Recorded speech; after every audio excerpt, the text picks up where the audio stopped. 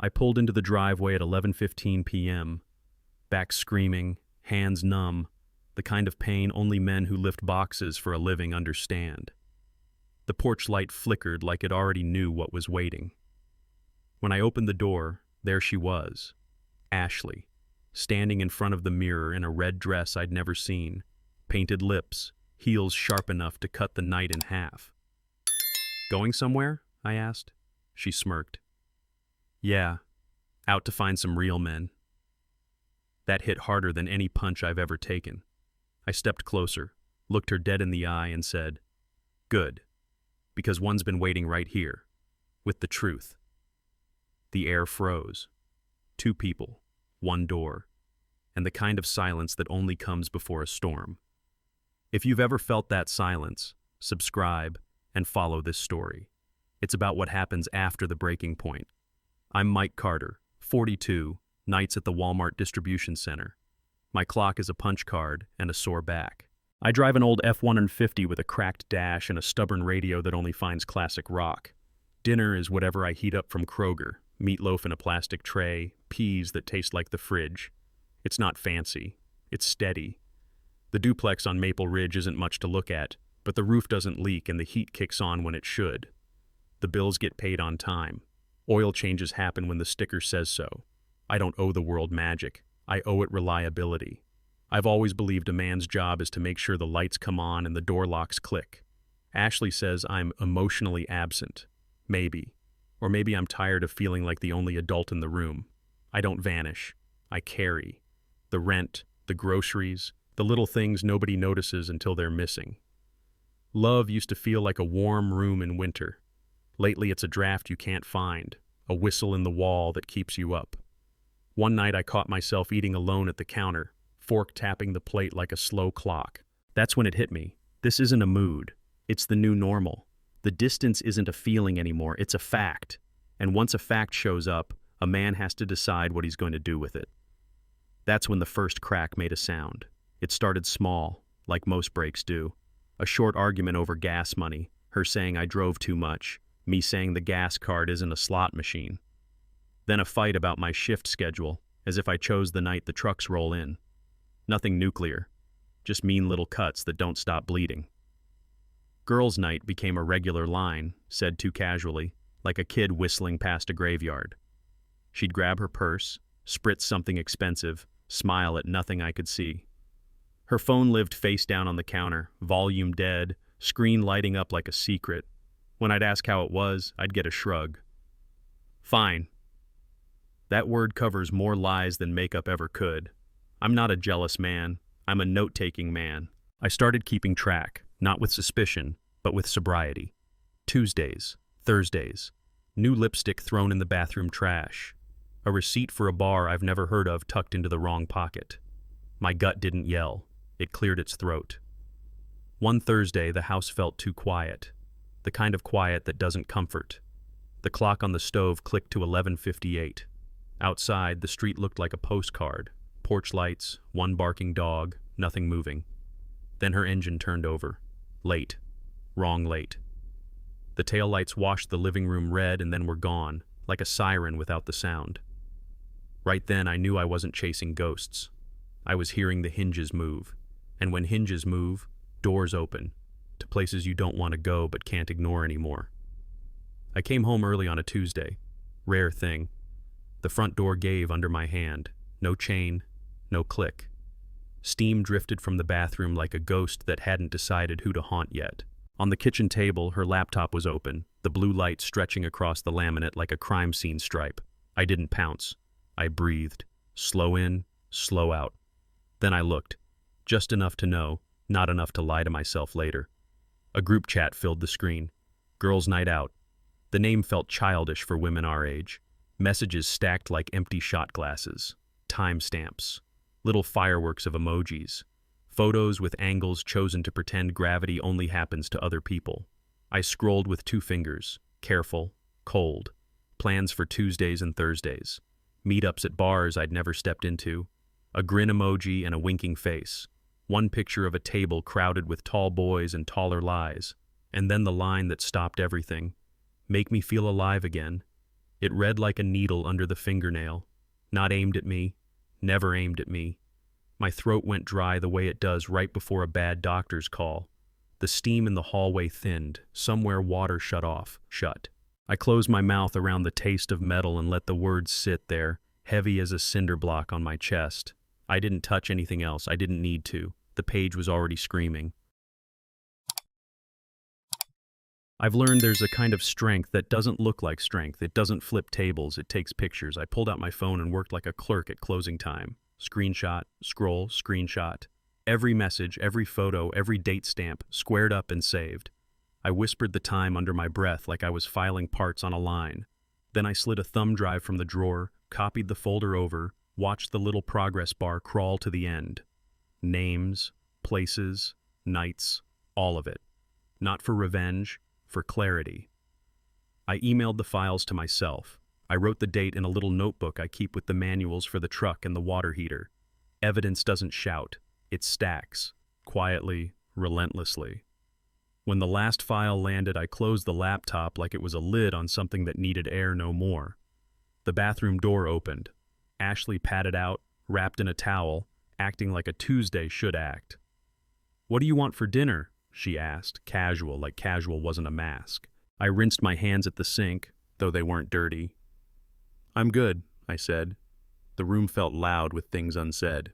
From the laundry nook, the washer finished its cycle. Ding. Clean, bright, out of place.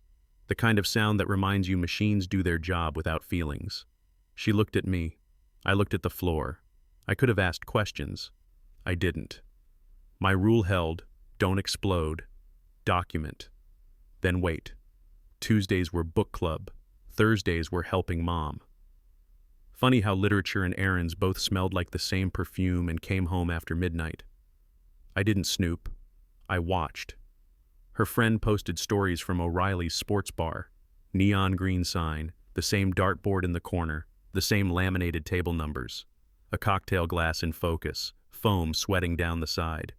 In the background, a sleeve I knew too well, the exact black top Ashley had on when she breezed out with a quick, "Don't wait up. You don't forget the clothes they leave in." I started writing it all down. Point, time, date. Not angry. Methodical. Tuesday, 10:42 p.m. O'Reilly's floor looks sticky even through a phone. Thursday, 12:13 a.m. Boomerang video clinking glasses. Caption, "We outside." I circled that one. Outside what? The marriage?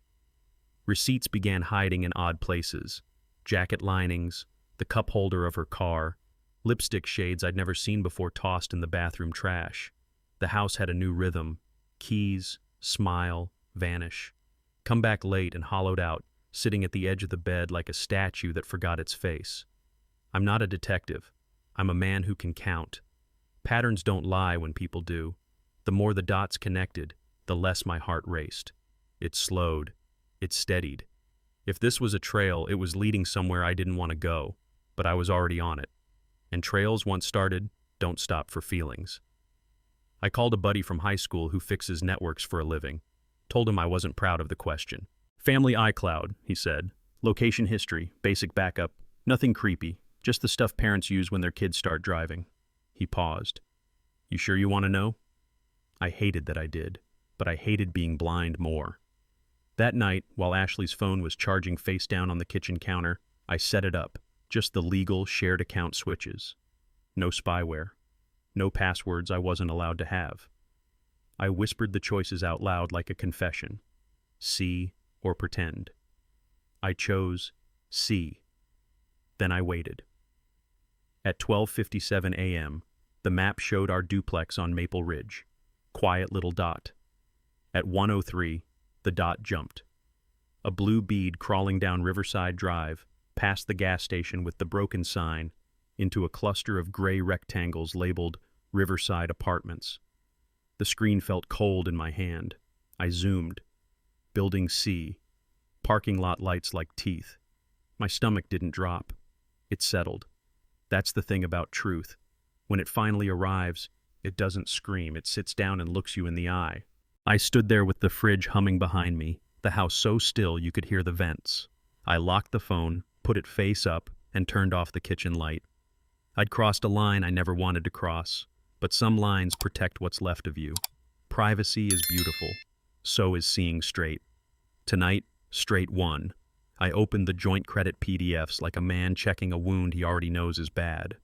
$150, $85, $200.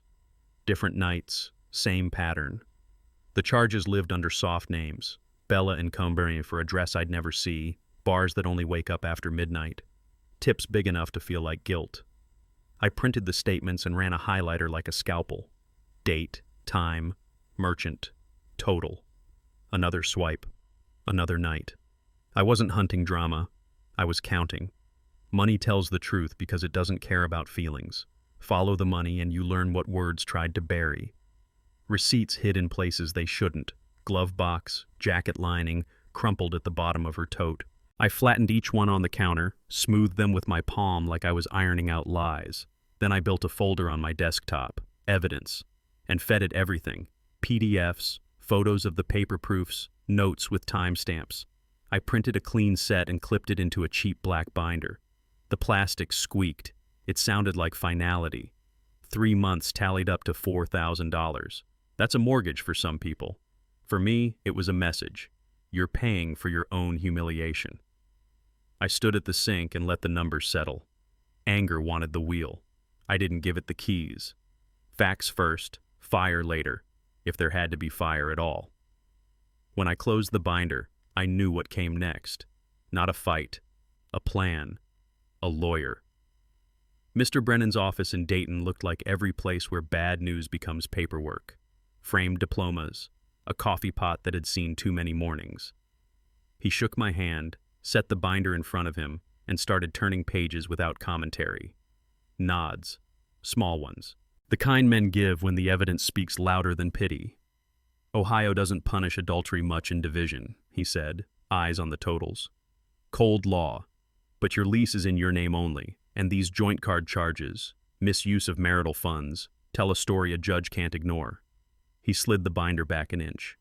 We're not here to yell. We're here to document. I told him I wasn't after blood, just a clean break that didn't make a clown out of me. He tapped a pen. Then we wait for the moment. You want the confrontation to happen on your terms, with your receipts, when denial has nowhere to sit.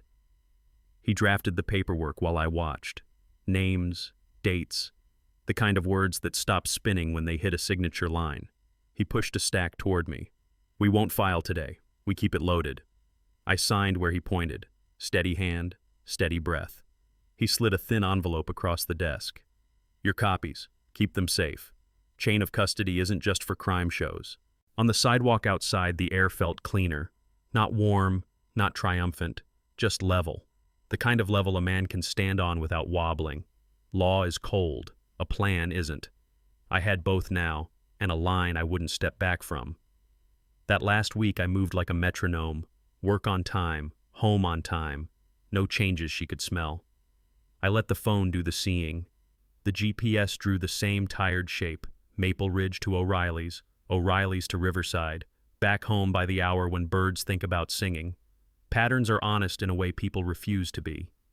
I drove past O'Reilly's a few nights and parked across the street where the neon green sign paints everything sickly. I stayed in the shadows and took pictures of the lot. Nothing artsy, just proof. Light poles, oil stains, the crooked numbers stenciled on her favorite space. I didn't go inside. I didn't need a drink. I needed a record. On Thursday, I caught the detail that made my stomach go quiet.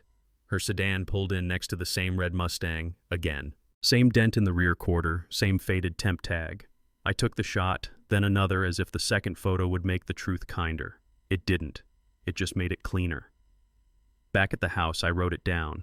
Time, date, weather, where the light fell. The binder grew heavier without gaining a page. That's how certainty works. It weighs more than doubt. I told myself one more week, one more circuit of the same lie. Not because I needed to be convinced, because I wanted the case to stand when feelings tried to knock it over. The red Mustang didn't blink. Neither would I. But I didn't know. Next Thursday, that engine wouldn't just drive her away. It'd drive the truth straight through my front door. I came home late, and the house had that hush that means something is about to happen. She stepped out from the hallway mirror in a red dress I'd never seen, perfume thick enough to taste. The heels hit the floor like a small hammer, each step a dare. "Going somewhere?" I asked. She didn't even look up. "Now you care?" I flipped the porch light on and stood with my back to the door. My palms were wet, but my voice came out level, the way it does when a man decides he's done being played. "Where?" She laughed, short, mean. "Out." The word hung there like smoke. I could feel my heart wanting to sprint. I made it walk. "You step through this door," I said, "and you'll regret it for the rest of your life." Her eyes snapped to mine. There it was, the first real pause in months. Not fear, calculation.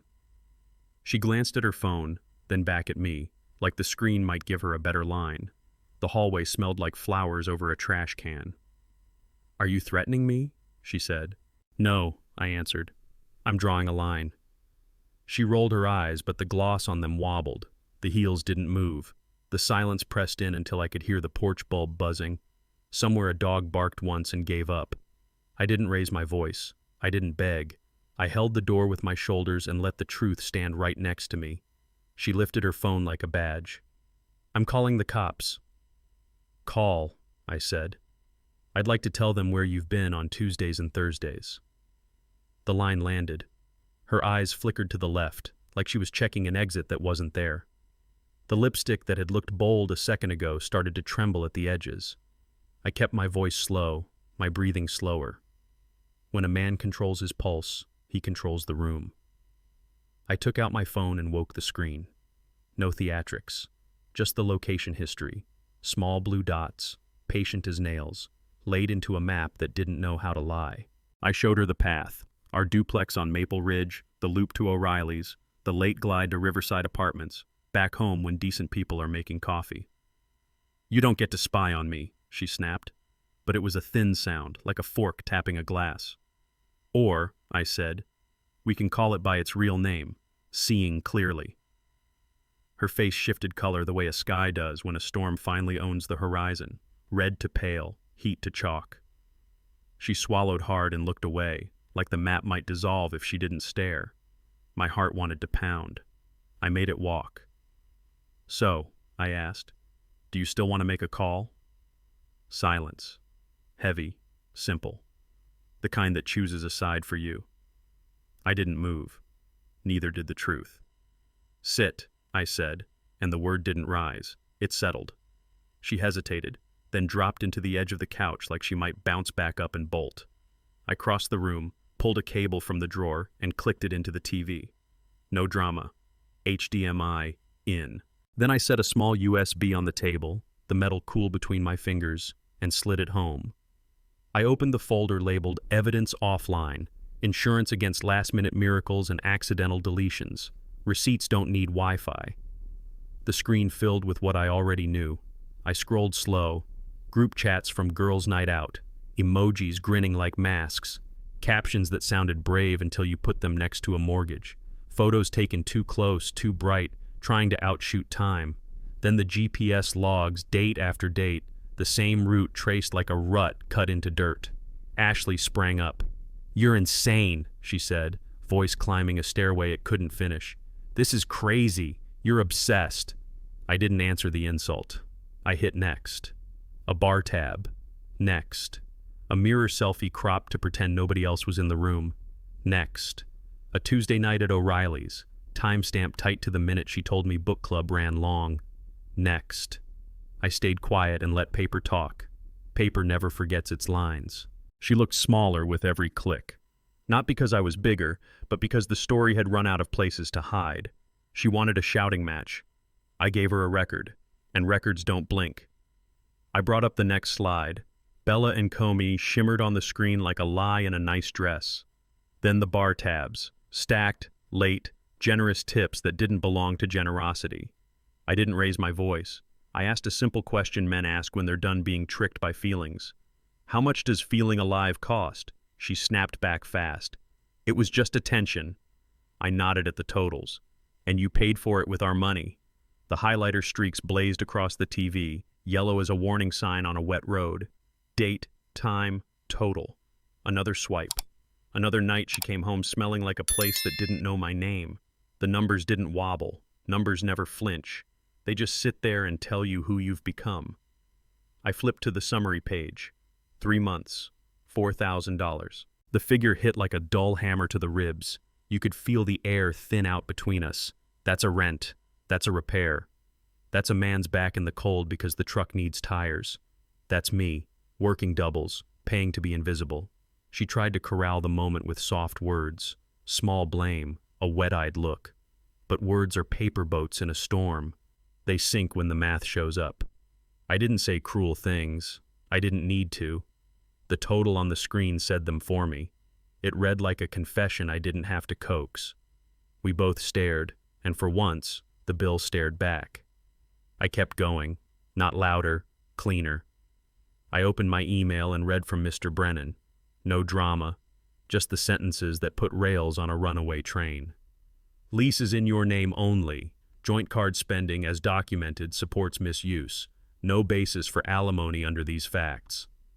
I let each line land, solid as a fence post. My voice stayed low, the way a man talks when he means it. I slid a postmarked envelope across the table. Copies, dates, the whole chain. Proof that this wasn't some late-night tantrum. This was a record. She swallowed like the room had turned dry. You can't do this to me. I'm not doing anything to you, I said. I'm doing something for me. I pointed to the lease email from the landlord confirming the single name on file. I pointed to the binder that didn't blink. I pointed to the plan that didn't depend on her mood. From here on out, I said, we talk inside the legal frame, not over tears, not over noise, over documents. The words didn't feel hot. They felt square, like a level laid across something tilting for too long. She looked at the envelope like it was ticking. But there wasn't a bomb in there, only boundaries. For months, I'd carried the story in my bones. Tonight, the story stepped out and dressed in letters, dates, signatures. Cold law, warm plan, and a spine I could finally feel again. There was a knock that didn't belong to us.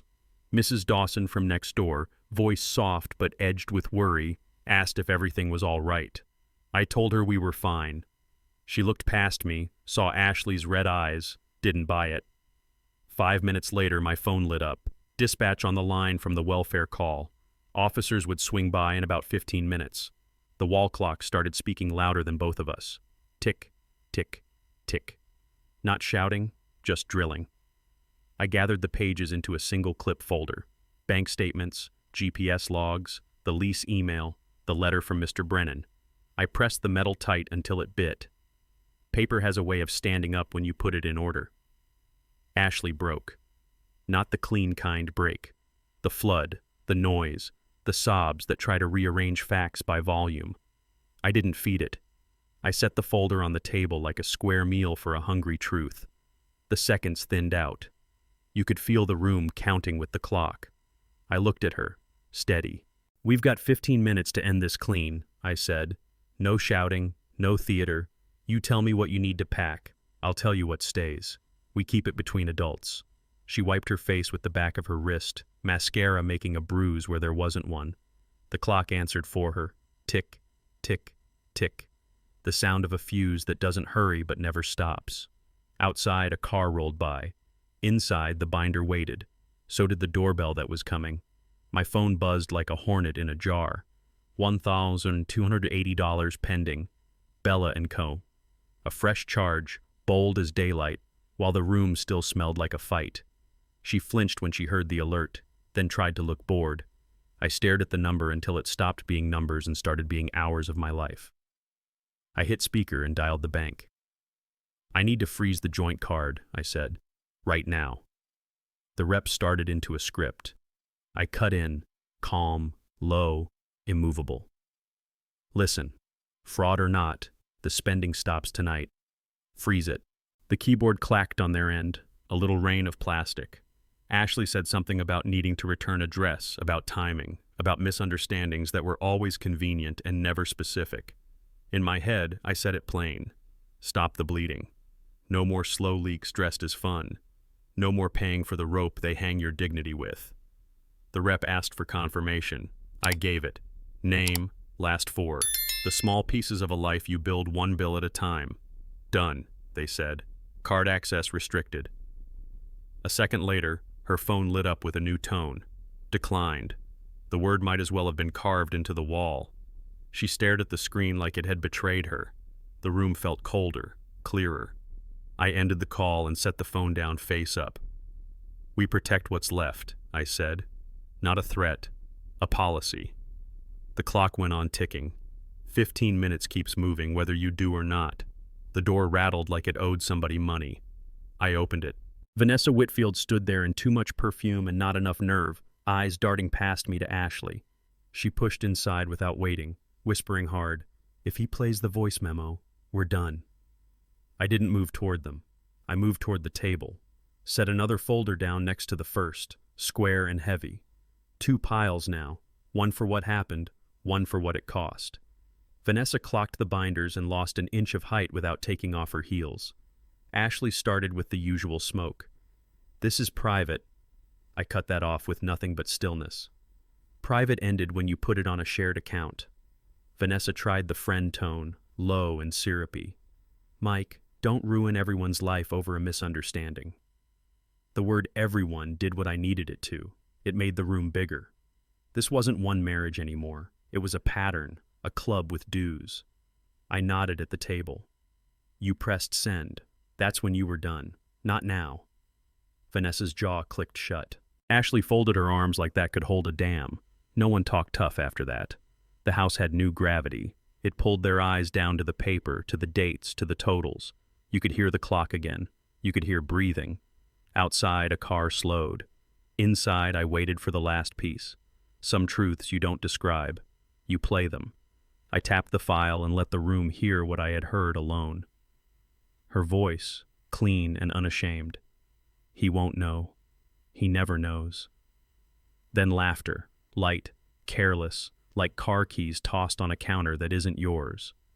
The words didn't echo. They landed. Behind me, the printer woke up. Paper pulled, gears turning. A timeline coming to life in black and white. Tuesday, 10:42. Thursday, 12:13.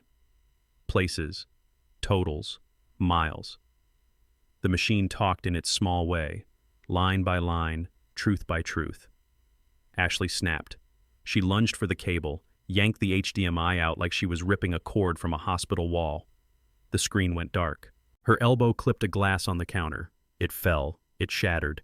And then the house gave us 3 seconds of perfect, punishing silence. No sobbing, no excuses. Just the sound of nothing, hard as granite. Vanessa stared at the floor like the pieces might spell a softer story. Ashley's chest heaved. Mine didn't.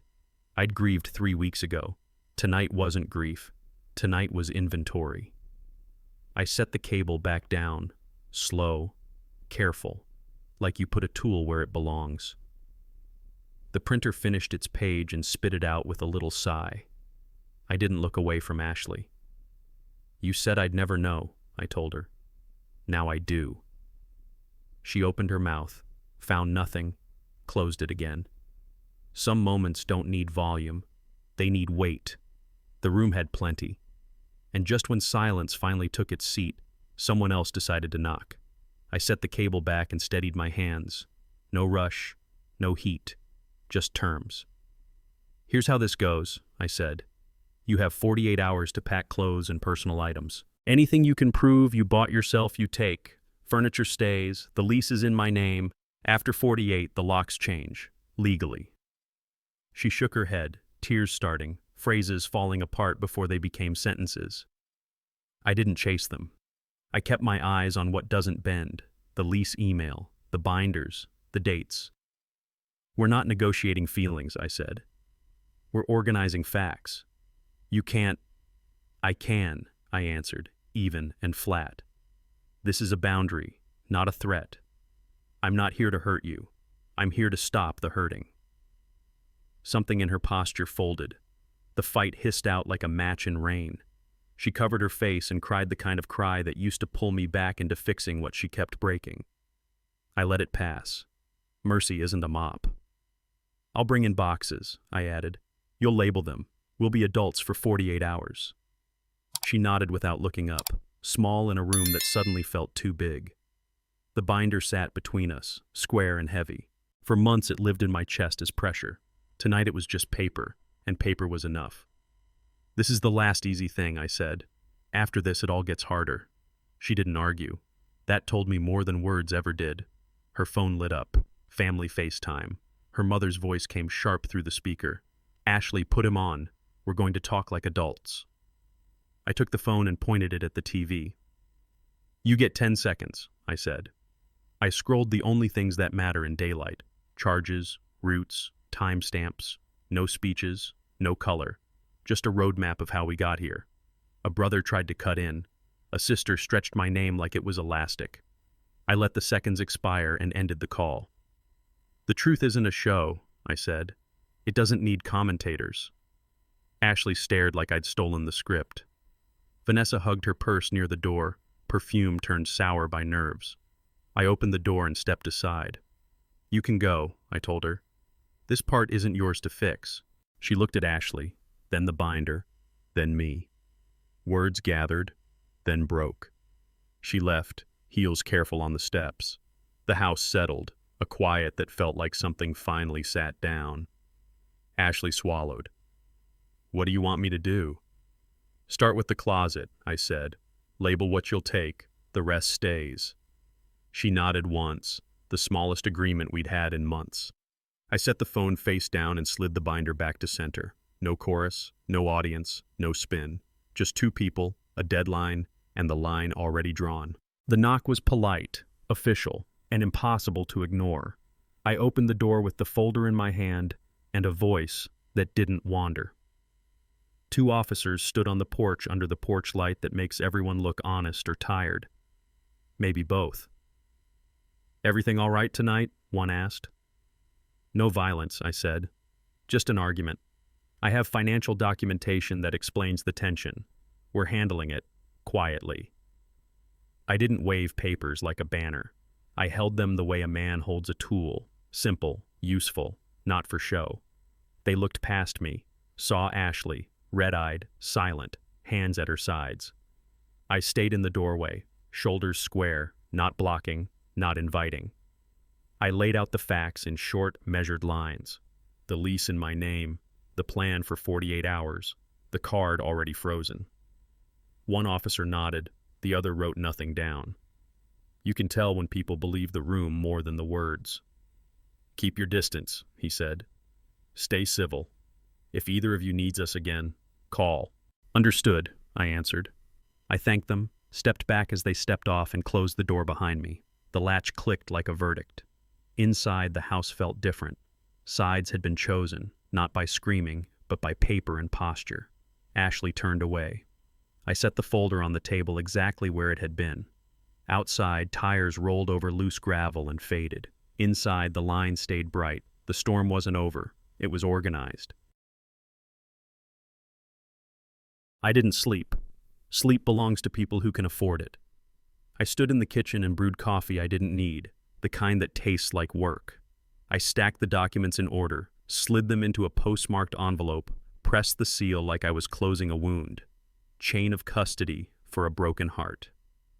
I checked the cloud backup one more time. Screenshots, GPS logs, statements, each file sitting where it should, named like a truth you can't misplace. I copied the key pieces onto a USB and tucked it into the slim wallet I keep in the truck. Paper gets lost. Redundancy doesn't. The house held its breath.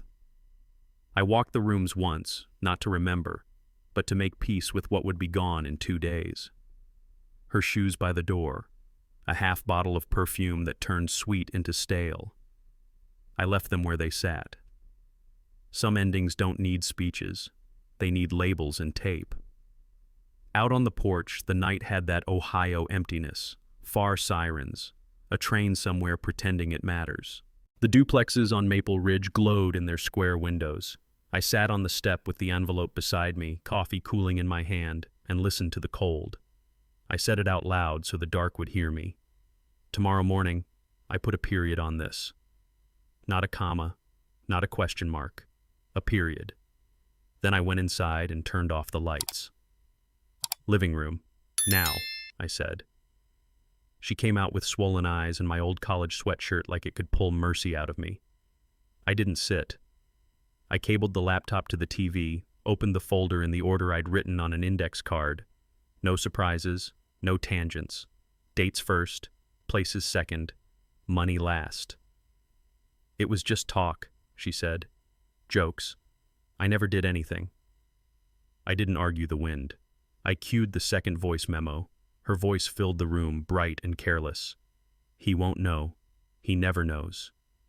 Same words, same laugh. Different day. The sound ricocheted off the wall and landed in the only place left. Her face. Context, she whispered, like that was a key that still fit. I shook my head once. Context is what you give the truth when you want it to wear makeup.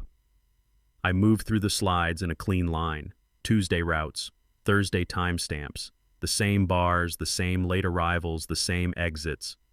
I wasn't building drama. I was closing doors one by one until there wasn't anywhere for a lie to stand. Please, she said. I didn't cross a line. You crossed it when you planned to, I answered. The line doesn't need your feet on the other side to be broken. The memo stopped. The room didn't fill the silence with anything helpful. We stood there with the clock and the facts. The second he won't know did the work the first one started.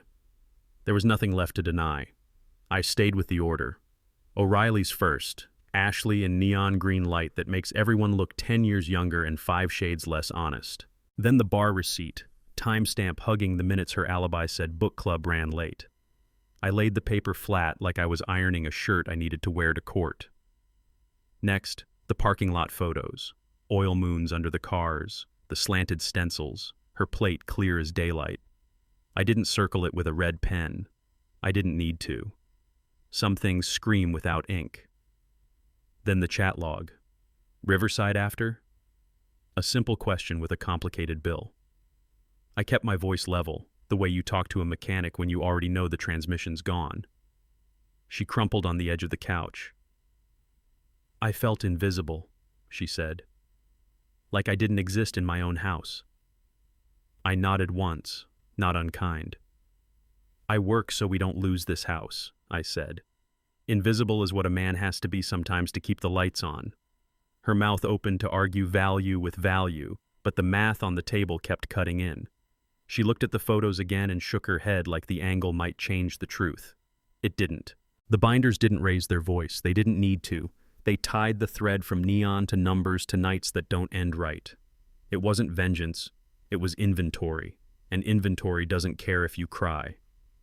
I shut the TV off and sat up straight, like a man finishing a form he already knows the answers to.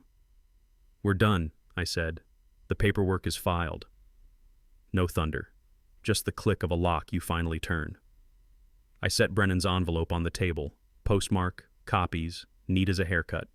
Next to it, a printed list of what she could take. Clothes, keepsakes, items she could prove were hers. No traps, no tricks.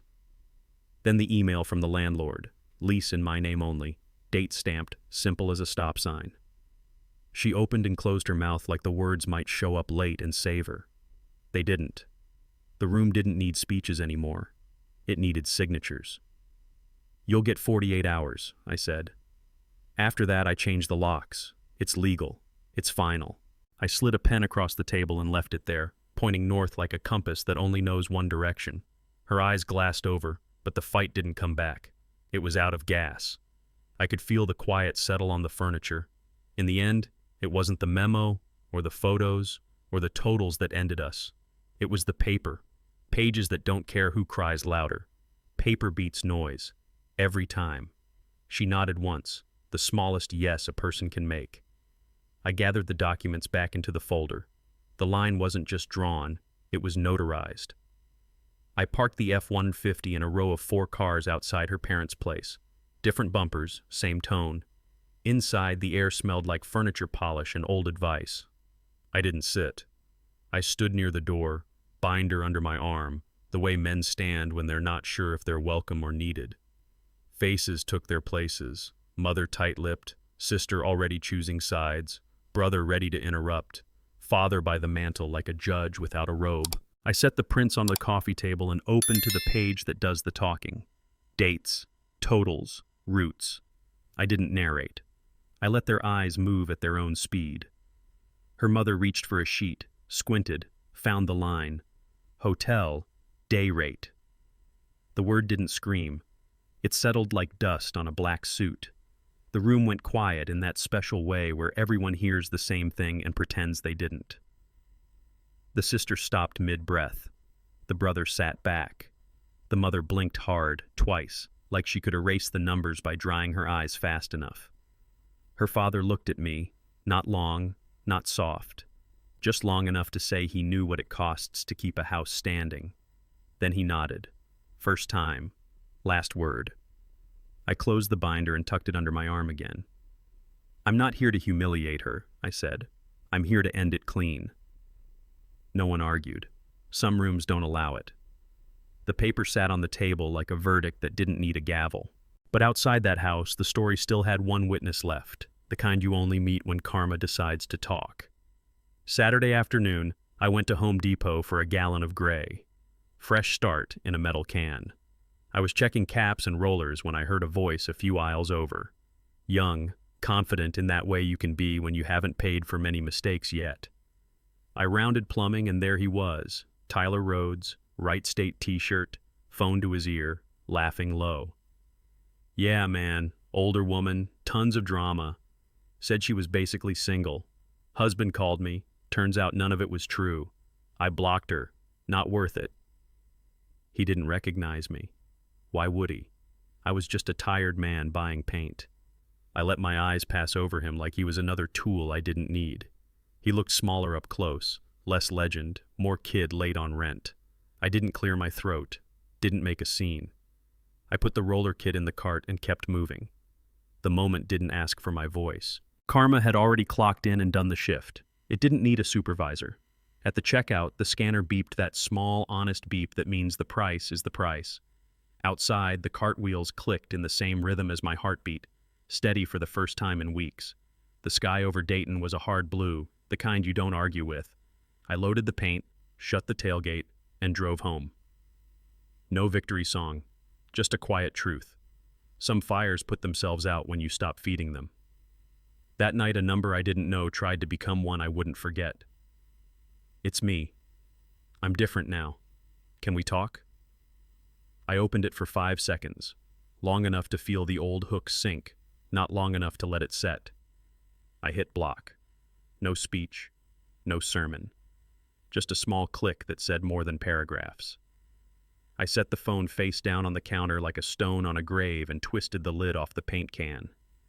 The seal gave with that stubborn sigh, and the room filled with the clean, sharp smell of new. I stirred slow.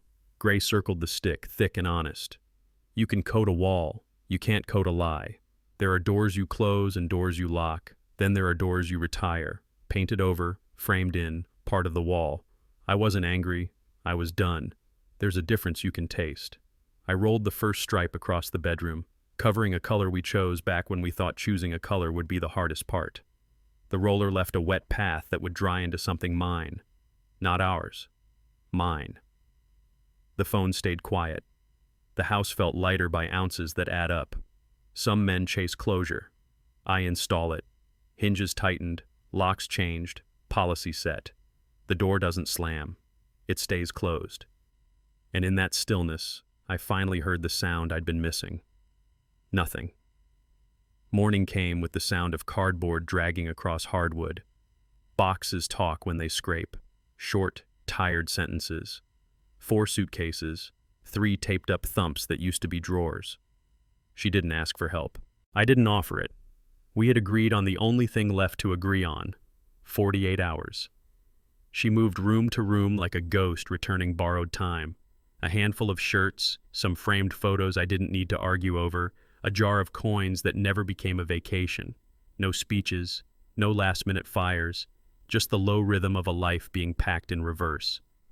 When the trunk closed, the house sighed. She stood at the threshold without turning, hand on the knob like it could measure what was left. Then the door opened, and she walked to the car without looking back. The engine started. Gravel clicked. The duplex on Maple Ridge watched another story end the same way most do, quietly. I stood on the porch and let the air move through me. I'd imagined this moment 100 different ways, and none of them mattered. The facts were simple and finally light enough to carry. 8 years, folded into 48 hours. Not a threat, not revenge, just arithmetic. The taillights reached the corner and were gone. I didn't wave. I didn't count to 10. I breathed, long, clean, and stepped back inside. The room sounded different. Not empty, available. There's a difference. The clock kept time. For once, it felt like it was keeping mine. Tuesday morning, I walked into Brennan's office with the binder and left with something smaller, papers that weighed less than truth. He flipped to the last page, uncapped a pen, and set it down like a runway light. Clean break. No alimony, he said. Not cruel, just clear. I read the final clauses even though I knew them by heart. Names spelled right, dates lined up. The parts that make a judge's stamp more than a sound. I signed. The pen moved steady, as if my hand had been practicing in my sleep for weeks. "Congratulations," Brennan said, and it didn't feel like a party. It felt like a completion. We shook hands, firm, short, enough. He slid copies into a thin envelope and told me to keep it safe. I tucked it inside my jacket like it might warm me. It didn't. The warmth came from somewhere else. Outside, the door latched behind me and the autumn air met my face. Cool, honest. Traffic hummed along Dayton's regular morning. A man carried a coffee across the street without spilling a drop. Ordinary looked like mercy. 3 words rose up and took a seat in my head. You are free, not free of work, not free of bills, free of the noise that tried to make me forget who I was. I walked to the truck lighter by pounds you can't weigh. The key turned, the engine caught, and for the first time in a long time, the road ahead didn't look like escape. It looked like mine. I repainted the bedroom from blue to gray. The roller laid it down thick and honest, covering a color we picked back when picking colors felt like progress. I took old frames off the wall, smiles from a past that doesn't fit, and filled the nail holes like you do when a picture was hanging too long. The ceiling fan had a wobble, so I tightened each screw until the blades stopped arguing. I cracked the windows. New air came in like a plain gift, no bow. The fridge held half a jug of milk and a few oranges. Not much, but enough. I tossed the bad leftovers, wiped the shelf lines, put things back straight. Order beats mood. I set a small radio on the counter and found a classic rock station that didn't try to sell me a feeling. Guitars low, news top of the hour, a weather guy who still says, chance of showers. The house answered with its own quiet, wood settling, heater kicking on, pipes clicking once to say they've got it.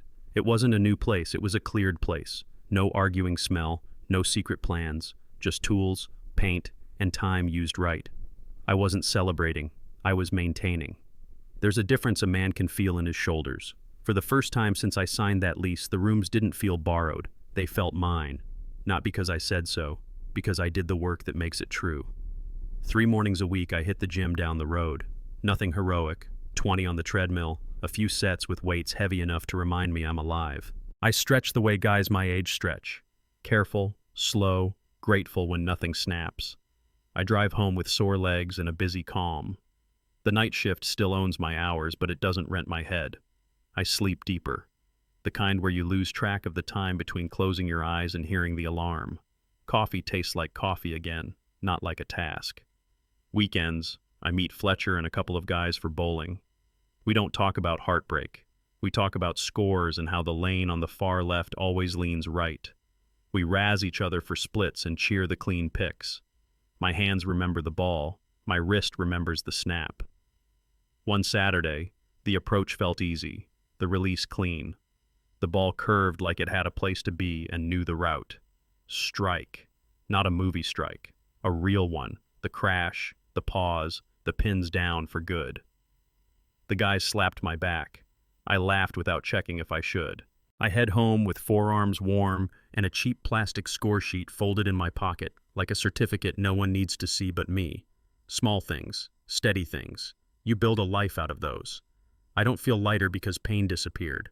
I feel lighter because weight found muscle. People I half know ask the same thing at gas pumps and break rooms. You think you'll get back together? I give them the only answer that fits. I didn't beat her. I beat me, the part that kept accepting less. I don't post about it. No paragraphs online, no fishing for comfort. I water the little box of marigolds on the porch and trim the brown heads. The work is small and exact. The hose makes a soft hiss, the kind a man can stand and breathe with. Dayton gives us one of those thin rains that doesn't commit, drops spread out like they're testing the ground. The street goes a shade darker. The air smells like wet aluminum and leaves. Neighbors move in slow, carrying groceries like they're carrying time. I check the lock, not because I'm scared, but because the click reminds me I own my boundaries. The radio inside murmurs about traffic on 35 and a high school score. Life goes on without ceremony. That's the point. I sit a minute and listen, to the rain pinging the railing, to tires sliding over shallow puddles, to my own breath finding a normal pace. No speech in my head, no imaginary comebacks, just the quiet I earned. There's a voice I hear now that I never heard in all the noise. It's not loud, it's mine, and it doesn't ask for permission to be calm. Night settles on Maple Ridge like a blanket you don't brag about, plain, warm enough. I take a hot tea to the steps and let the steam fog my glasses. My mind walks back through the checkpoints, the glass shattering, the memo with her laugh in it, the declined alert that sounded like a gavel. None of it asks for edits. I'm not proud of any of it. I'm proud I didn't turn it into a fire I'd have to put out later. I think about men like me who get called boring because we show up, because we pay bills, fix leaks, shut cabinets, and don't chase the kind of excitement that wrecks a week. It used to sting. Tonight it lands different.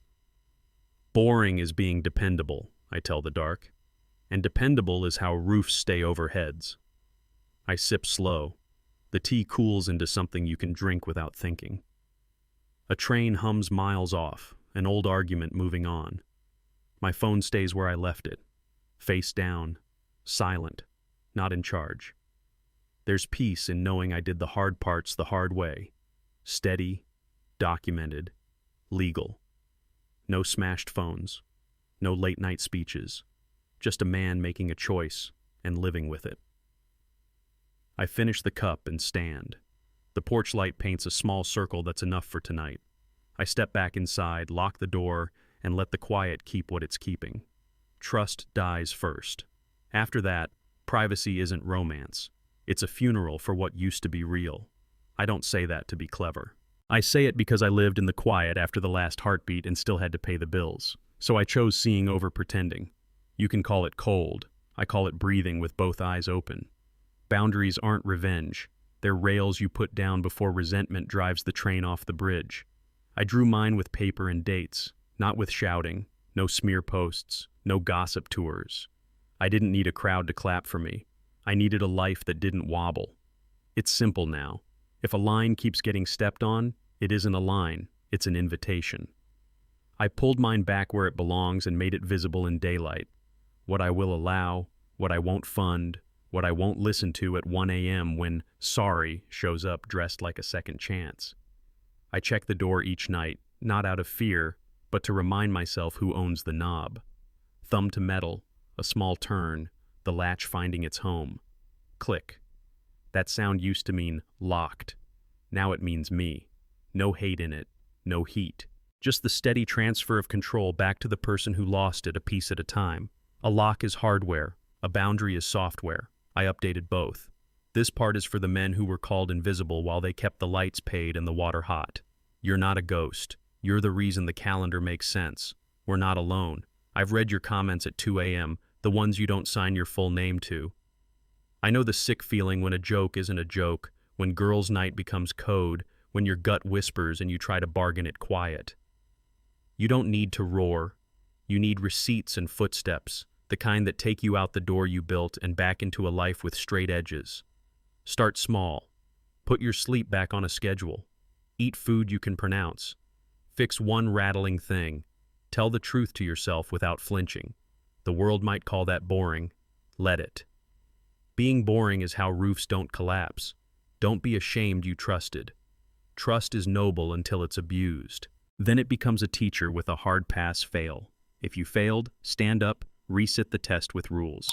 Document, decide, move. There's a line I keep on my fridge now, written in black marker over a clean white square.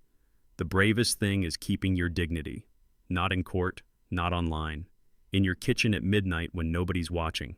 If this lands anywhere near your ribs, drop a "I've been there." Not for me, for the next man who scrolls and needs proof that calm is possible. If I could go back, I'd speak sooner about the kind of tired that isn't fixed by sleep. I'd say, "I'm drowning in the quiet," before the water got over my head. I'd ask her to walk Riverscape Metro Park with me at dusk, past the fountains and the couples who still have easy hands, and I'd try to put real words to the ache instead of assuming she could read it. But loyalty isn't a one-man sport. You can't block every shot and then take the blame when the other team doesn't show up. I used to think trying harder was always the answer. Work more, forgive faster, forget better. That's not marriage. That's maintenance without partnership. I'm not perfect. I can be stubborn.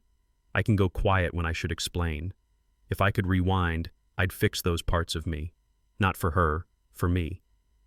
Still, it wouldn't have saved something that refused to be saved. A man can't solo a duet. This is the part that lets me sleep. It wasn't my fault. Not the drift, not the lies, not the cost posted on my own bank statements. I own my mistakes. I don't rent hers. I forgive myself for staying as long as I did, for believing words that didn't match roots, for loving the idea of us more than the map. Forgiveness isn't a speech. It's the way your jaw unclenches when you say, "Enough," and mean it. My shift ends late. The back still argues, but the head doesn't. I drive the same old route, stop at the same subway, order the same sandwich, foot long, nothing I can't pronounce. There's comfort in routine when you finally picked it on purpose. At home, I crank the water hot and stand there until the day runs off. I towel down, check the bowling league chat, Fletcher bragging, someone posting a picture of a split only a liar would claim they picked. I drop a thumbs up and put the phone away before it decides what I'm supposed to feel. I turn the music low, a station that still plays guitars, and crack the window. Ohio slides in. Thin, cold, leaf smell. The kind of night that makes you zip your jacket and think straight. The duplex isn't bigger, but it breathes better. No perfume that tries to tell a story. No footsteps rehearsing an exit. I make a small plate, nothing fancy, and eat it standing at the counter because nobody needs everything to be meaningful. Dishes done, lights off in rooms I'm not in. The lock turns easy. There's a moment before bed when the house goes quiet enough to hear your own repairs. Hinges tightened. Rules written. A life that keeps time. I don't float. I don't glow. I settle, like a truck on level ground. And from somewhere under the noise, the thing I didn't think I'd get again finally shows up. Peace, running through the rooms I paid for, at last. I used to think justice had to be loud. Sirens, headlines, somebody winning a speech. Turns out justice is paperwork, and a door that doesn't open for chaos anymore. It's signatures, timestamps, and the quiet click of a lock that now belongs to me. I didn't burn the house down. I rebuilt it. One receipt, one boundary, one steady breath at a time. No smear posts, no late-night monologues. Just the simple discipline of refusing to live inside a lie. People ask how I kept it together. Here's the whole answer. I didn't raise my voice. I raised the truth. Truth doesn't need a microphone. It needs a spine and a place to sit. I gave it both. Real men don't chase storms for sport. We close the door on them, then fix the roof and check the hinges. We get on with the day. We pay what's ours and stop paying for what isn't. If you've ever stood where I stood, if you've felt that heavy electric silence before everything changes, drop an "I've been there," not to wave a flag. To light a porch for the next man walking in the dark. I'm not promising easy. I'm promising possible. Calm is possible. Dignity is possible. A life that fits is possible. If this story hit the spot you don't talk about, stick around. There's more truth where this came from, and I'll be here for the next one.